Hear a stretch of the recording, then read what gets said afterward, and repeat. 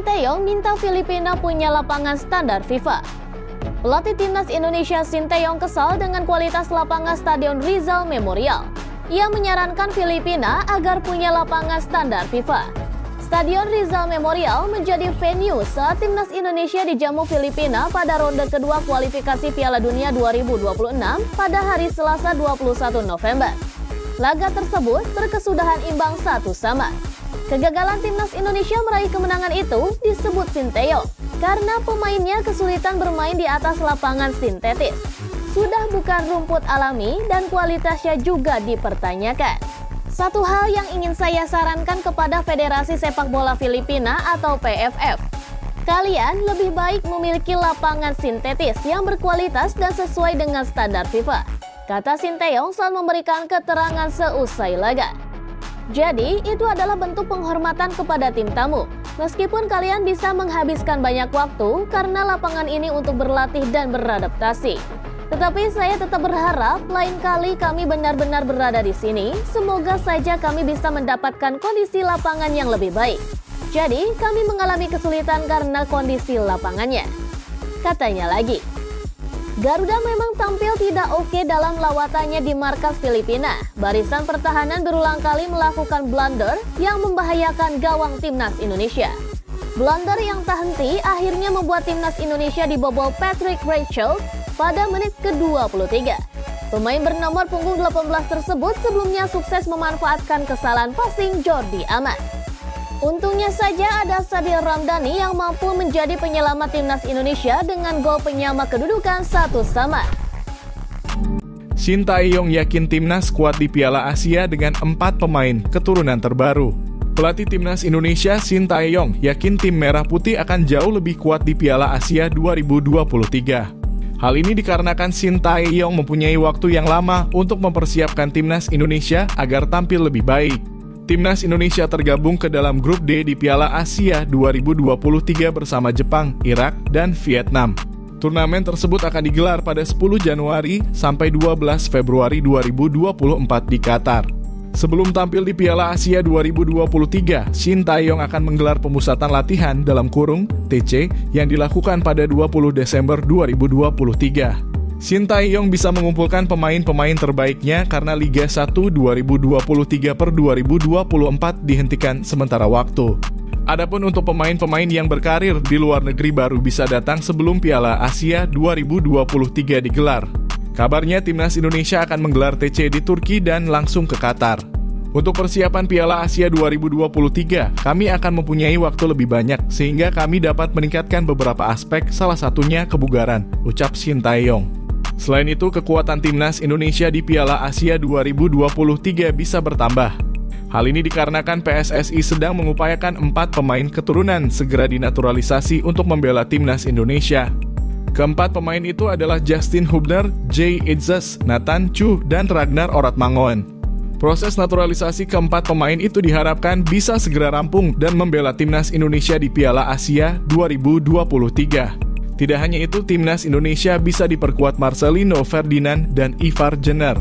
Kedua pemain itu sebelumnya absen membela timnas Indonesia melawan Irak dan Filipina pada laga grup F kualifikasi Piala Dunia 2026 zona Asia karena cedera.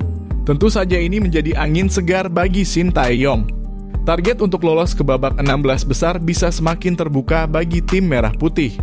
Asisten pelatih timnas Indonesia Nova Arianto mengakui banyak pemain tim Merah Putih yang menurun performanya.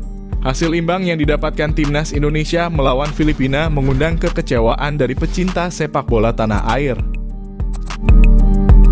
PSSI evaluasi kinerja Sinteyong dan Bima Sakti. Ketua Umum PSSI Erick Thohir memastikan Sinteyong dan Bima Sakti akan menjalani evaluasi. Seperti diketahui, Sinteyong baru saja memimpin timnas Indonesia di putaran kedua kualifikasi Piala Dunia 2026 zona Asia. Pada laga pertama skuad, Garuda kalah dengan skor telak 5-1 atas Irak. Di laga kedua, Asnawi Mangkualam DKK bermain imbang 1-1 saat berhadapan dengan Filipina. Hal ini jadi awal yang kurang menguntungkan karena mereka menargetkan bisa lolos ke putaran ketiga. Namun mereka masih akan bertarung tahun depan dan peluang tersebut masih ada. Apalagi laga putaran kedua kualifikasi Piala Dunia 2026 selanjutnya skuad Garuda akan menjalani 3 laga kandang dan 1 laga tandang. Selanjutnya Bima Sakti bersama timnas U17 Indonesia baru saja bertarung di Piala Dunia U17. Dengan target lolos ke babak 16 besar, skuad Garuda Asia justru tumbang di babak penyisihan grup A. Mereka harus bermain imbang saat melawan Ekuador (1-1) dan Panama (1-1). Masih memiliki kans, Arkan KKDKK justru kalah dari Maroko dengan skor 3-1. Erick Thohir menjelaskan bahwa dia baru saja menggelar rapat dengan anggota eksekutif PSSI. Selain anggota Exco, terlihat Wakil Ketua Umum PSSI, Zainuddin Amali dan Sekjen PSSI Yunus Nusi juga hadir. Tujuannya untuk membahas persiapan timnas untuk tahun depan. Terdekat, timnas Indonesia akan bertanding di Piala Asia 2023 pada Januari mendatang. Siang ini saya rapat bersama teman-teman Komite Eksekutif PSSI. Kami membahas persiapan timnas untuk beberapa kejuaraan Asia tahun depan, tulis Erick Thohir di laman Instagram pribadinya Rabu (22/11).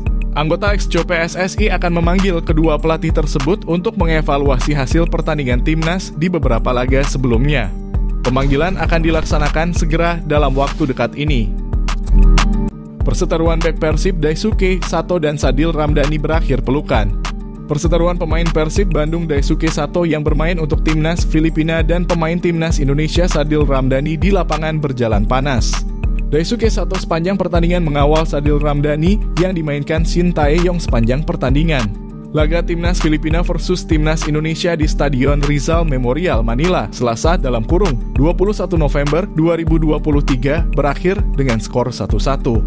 Namun penjagaan Daisuke Sato jebol juga ketika Sadil Ramadan berhasil mencetak gol balasan pada menit ke-70. Sadil terlepas dari penjagaan dan berhasil memanfaatkan umpan dari Ricky Kambuaya lewat sepakannya. Gol itu menjadi gol penyeimbang setelah timnas Indonesia tertinggal lebih dahulu melalui Patrick Reichelt pada menit ke-23. Selebrasi Sadil Ramdhani menjadi perhatian penonton saat itu. Sadil yang berlari ke arah Daisuke Sato melakukan tutup telinga tepat di hadapan Daisuke Sato. Daisuke Sato pun sempat mendorong Sadil Ramdhani. Endingnya menarik, setelah laga selesai, kedua pemain ini berpelukan.